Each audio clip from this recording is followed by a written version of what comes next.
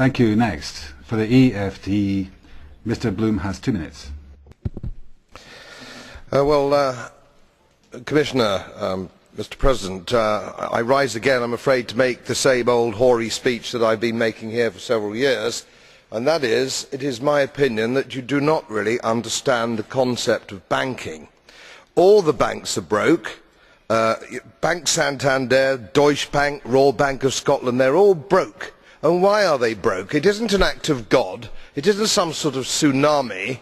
They're broke because we have a system called fractional reserve banking, which means that banks can lend money that they don't actually have.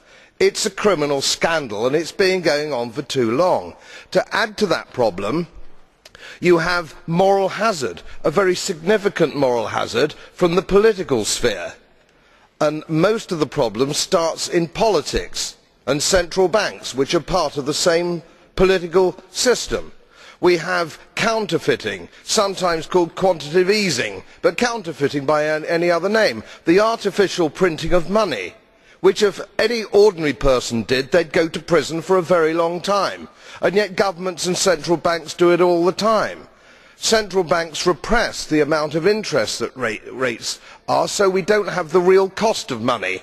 And yet we blame the real retail banks for manipulating LIBOR. The sheer effrontery of this is quite astonishing. It's central banks that manipulate interest rates, Commissioner. And plus, underneath all this, we talk loosely, in a rather cavalier fashion, do we not, about deposit guarantees. So when banks go broke through their own incompetence and chicanery, the taxpayer picks up the tab. It's theft from the taxpayer. And until we start sending bankers, and I include central bankers and politicians, to prison for this outrage, it will continue. Grazie per il gruppo.